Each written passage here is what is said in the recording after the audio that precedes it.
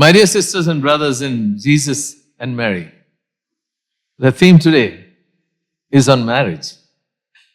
A preacher once spoke very eloquently about marriage, and at the end of it, a man wise in years and of an older age said to him, "Father, I wish I knew as little as you do about marriage." Before I go any further, some may wonder, what is this priest talking about marriage? I recognize my limitations. However, I do acknowledge that I wish to present the church teaching, but also share experiences distilled from the numerous married couples that I have been privileged to know, both with their lights, but also the shadows. In the Bible, marriage is often used as a metaphor to describe the relationship between God and His people. When God wanted to speak of His intimate, covenantal love with us, He chose the image and the symbol of marriage. "You shall be my people, and I will be your God." In fact, the first time this imagery was used is in the book of the prophet Hosea, which was quite daring at that time because nobody made that link of God entering into marriage with His people. That was the first daring incident in the Old Testament. Then we have other instances like the first reading, if you remember at Mass today, and Isaiah also 54 verses 5 to 8 or Jeremiah chapter 3.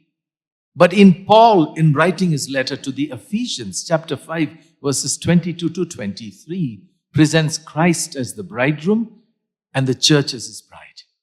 And then, of course, in the book of Revelations, chapter 19, verses 6 to 9, we have the wedding supper of the Lamb, the union between Christ and His people at this wedding banquet.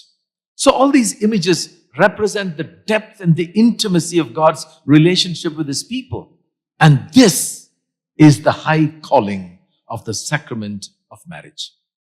God has created man and woman in God's own image and likeness, with equality and with dignity. And this is to find its expression in marriage. Now, when marriage was under attack in the New Testament, in the text that I read to you from Mark chapter 10, verses 7 to 9, we have Jesus making that very strong fundamental teaching, the classic teaching. Therefore, a man and a woman should leave father and mother, cling to the spouse, and become one flesh. 3 important pillars. And very briefly, because I want to cover a fair amount of ground, very briefly, to leave does not mean to leave by the wayside, to abandon, to leave in the lurch. We are who we are, largely because of our parents. The leaving is so that you will cling to your spouse and that nothing should come in the way of weakening that relationship. Not one's parents, not one's work, not one's friends, not one's hobbies. So the leaving and the clinging is expressed in the process of becoming one flesh. A new unit of the family is being formed. So to leave, to cling, to become one. How do we understand these words of Jesus? So with marriage, there is a new ordering of relationships. When the couple is getting ready to get married, the parents need also to prepare themselves for this eventuality, because they need to create a climate of welcoming and accepting so that they understand they have not lost a son or a daughter, but have gained one instead. Now, we might be able to accept this notionally in our head, but our hearts may not always keep up with this. It requires work. And then, of course, hear me right, it's not that you love your parents less, but now you love your spouse more. Marriage reorders priorities. And once that is accepted, many things will fall into place. Otherwise, the remote control will be in another place, which will influence, direct, and manipulate the marriage. Marriage, in our Catholic understanding, has 2 important dimensions, spoken of as the unitive and the procreative. Let me spell it out.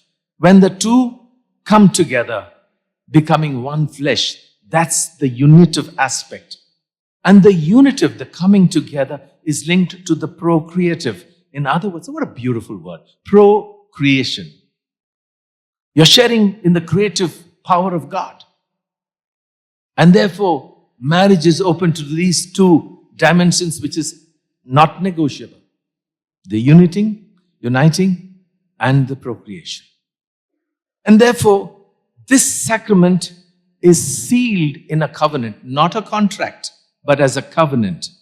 And this being united, becoming one flesh, embraces so many of our dimensions of your lives together. And it's an ongoing process. Being one flesh or becoming one flesh is more than just a physical union, using the other as a sex object or a toy. It's communicating personal love. You share your bodies, you share your possessions, you share your minds, your thoughts, your feelings, your faith, your religious experience. Becoming one flesh means two persons become one body and spirit. Is it possible? Is it easy? I don't believe in the saying, made for each other. That's just advertisement hype. Nobody is made for each other. One works at it. Otherwise, the marriage becomes stale and stagnant. One cannot take each other for granted. And becoming one flesh just doesn't happen. We work at it. Rather, you are called to, you become for one another and becoming one flesh. More than just a human being, I would say, we need to be a human becoming, because that is the process that is called for. Now, love at first sight, the phrase we use, might be easy to explain. But when you still continue to love your spouse 20 years, 30 years, 40 years down the line, that's a miracle.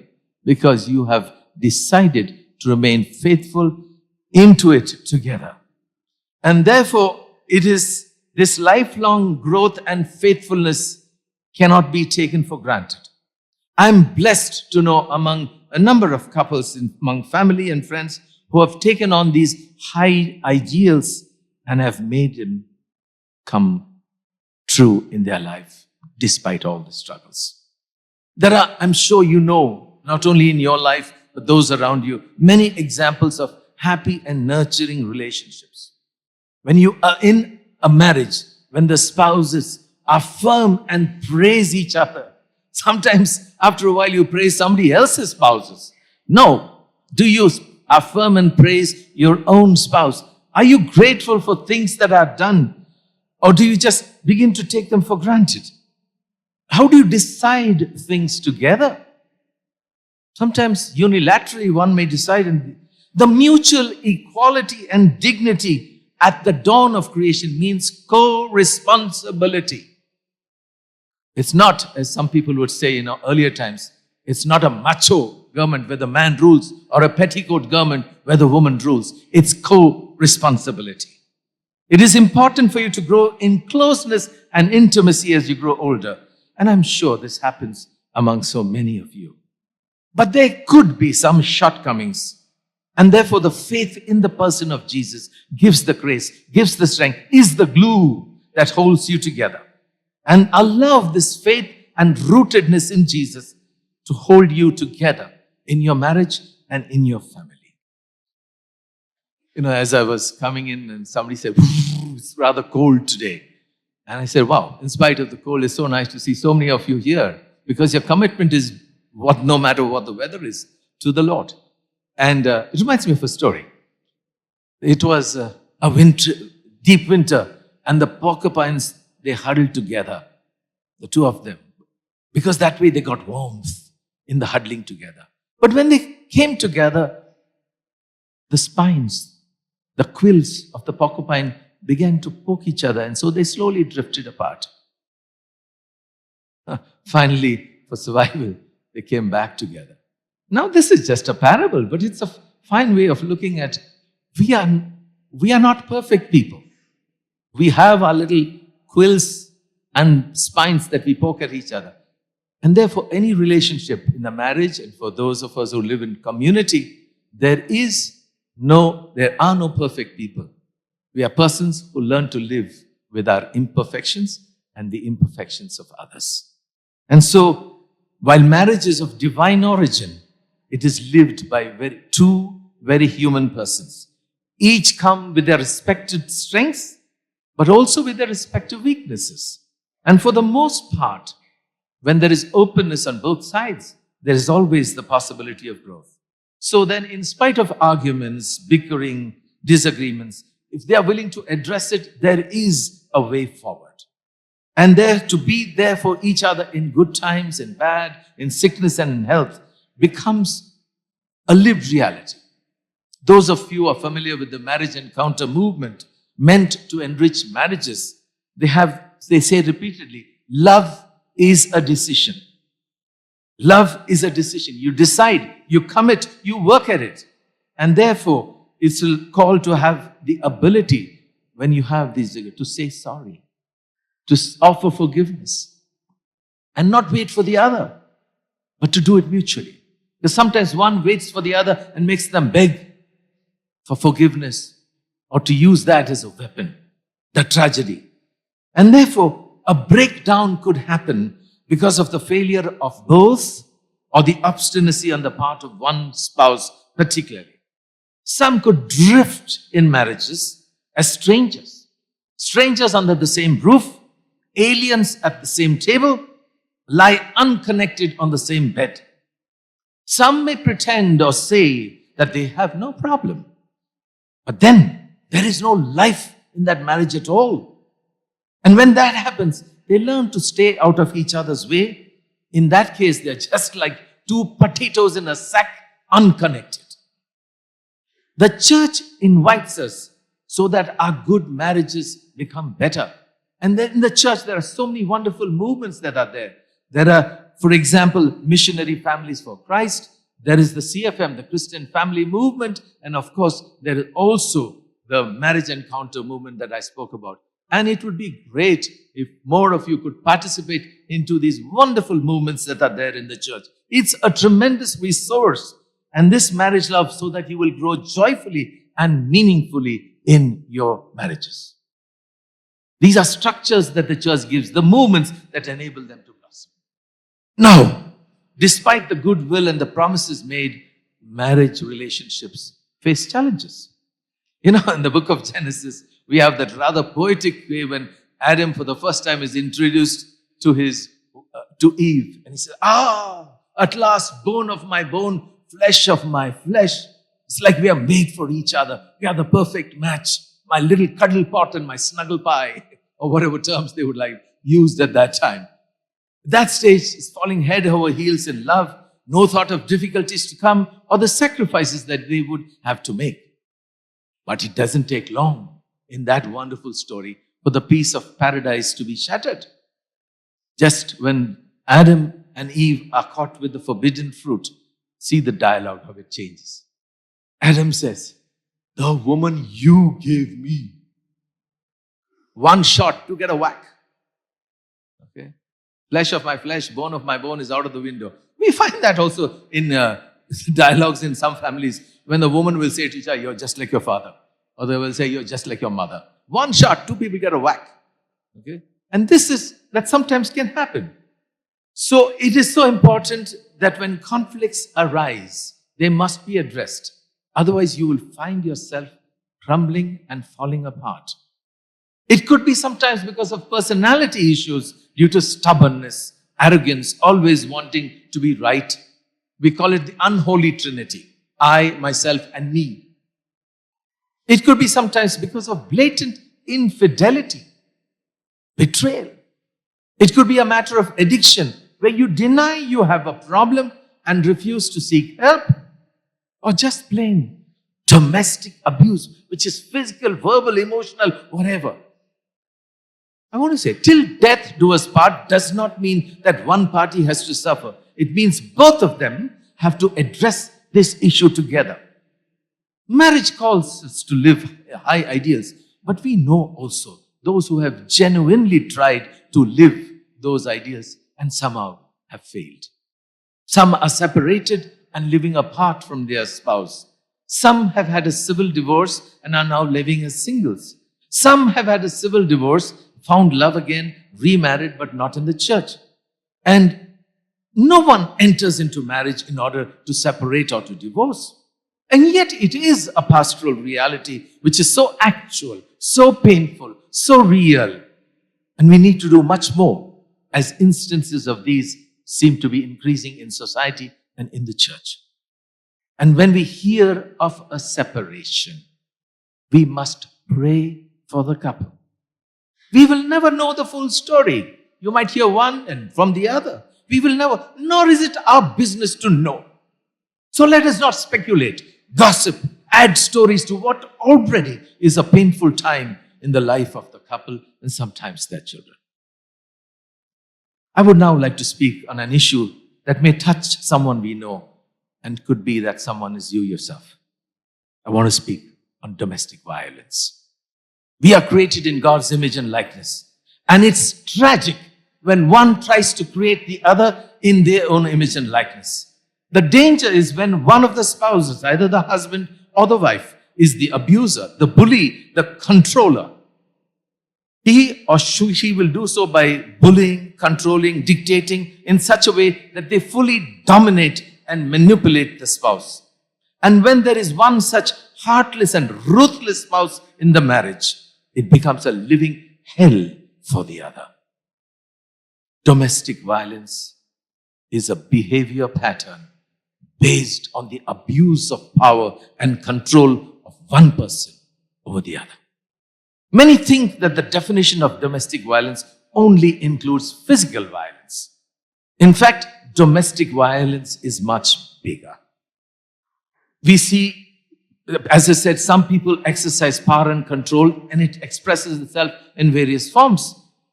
It could be physical, economical, sexual, verbal, or even emotional. Physical abuse is easy to recognize because you see a black eye, a broken jaw, whatever. And when that happens, that is diabolic. Nobody gives you a right to abuse the physical body of another, no matter what. That there can also be economic control.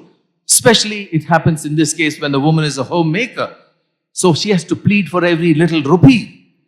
Some abusers give no money and accuse the spouse of financial irresponsibility. Others will give money, but you've got to beg for it.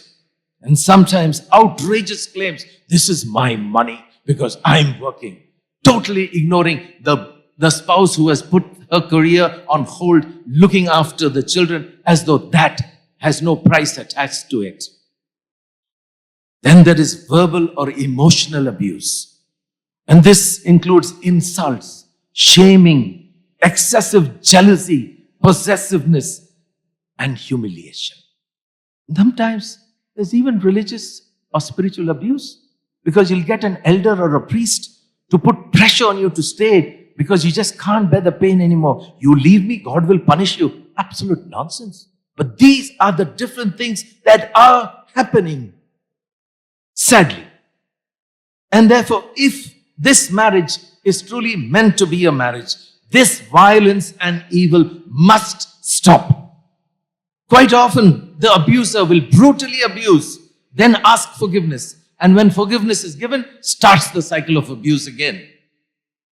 Such a sick pattern of behavior requires not just forgiveness, but therapy, if the spouse is to feel safe.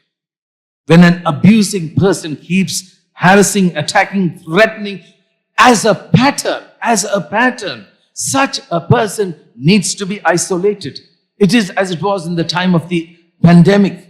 Isolate so that it is treated and then can return to the safety of the home.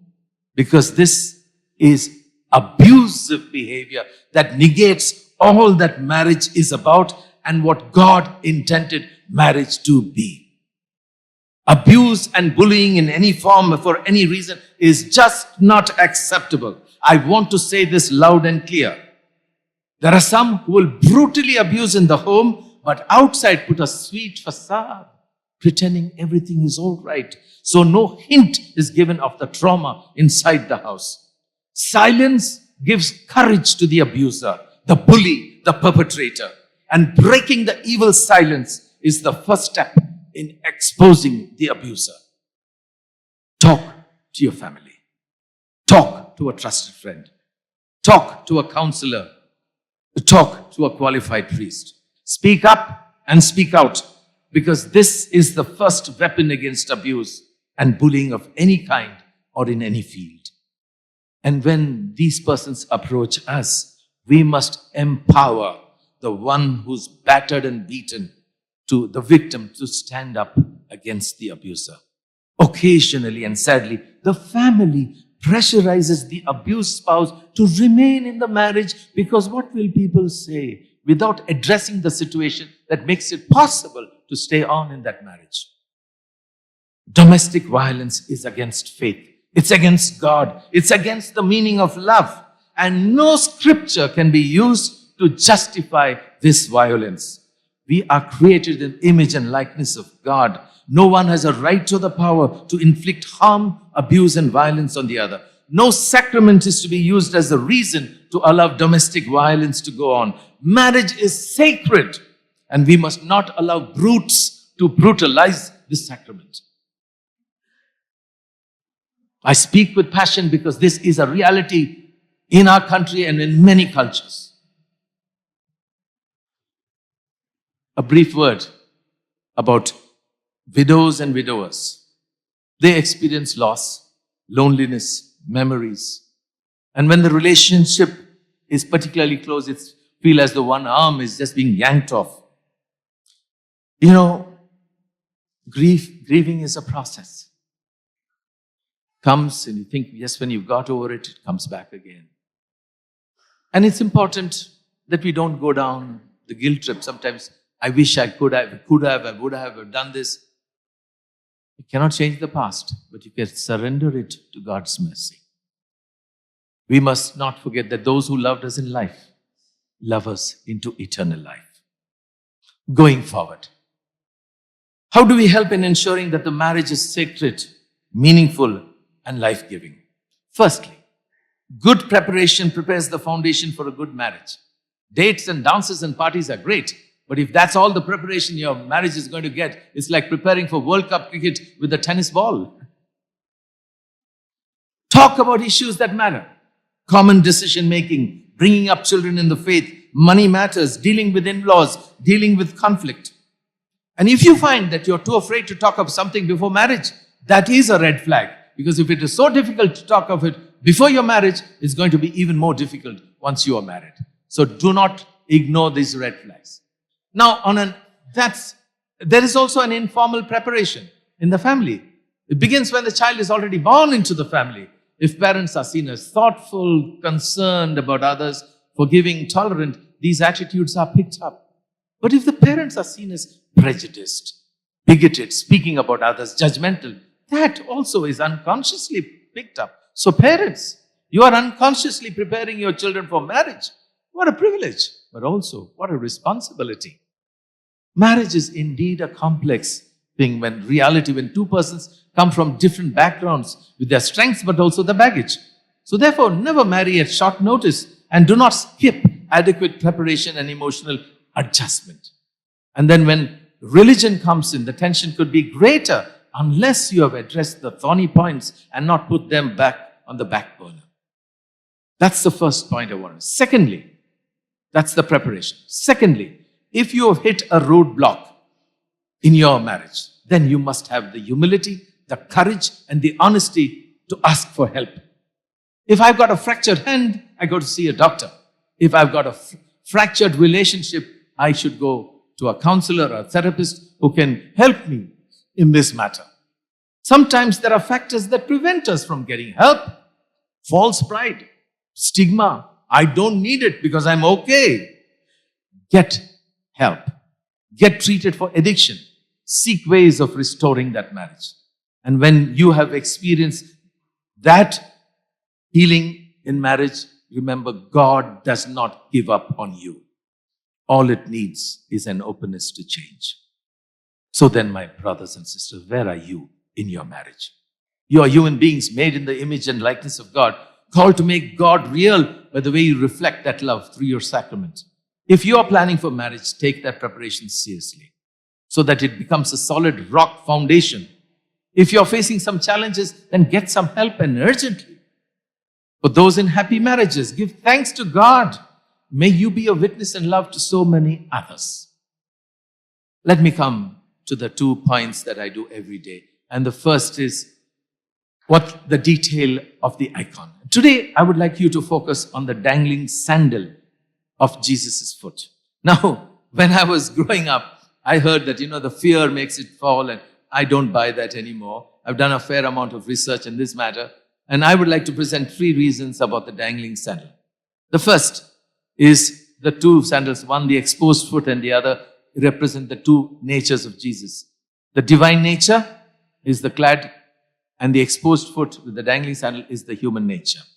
Secondly, in the book of Ruth, the sandal represented a covenant, sealing of a covenant relationship.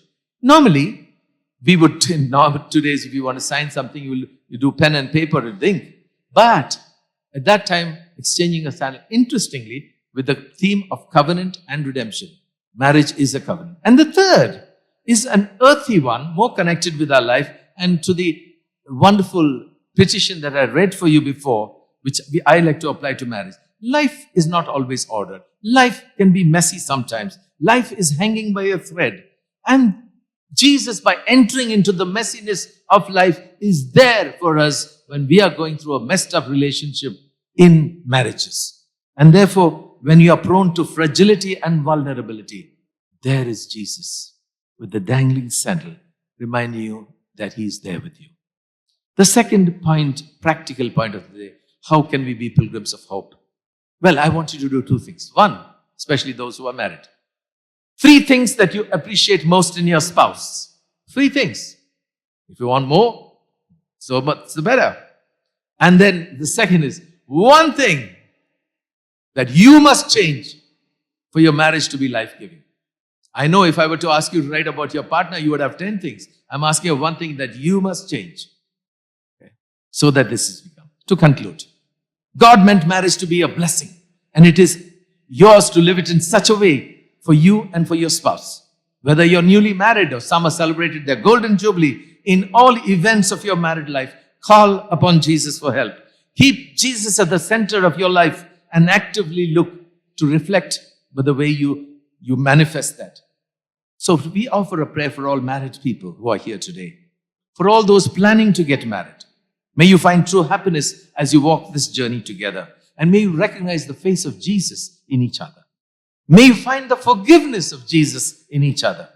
May you experience the self-sacrificing love of Jesus in one another. And may you grow every day in your knowledge and love of God and one another.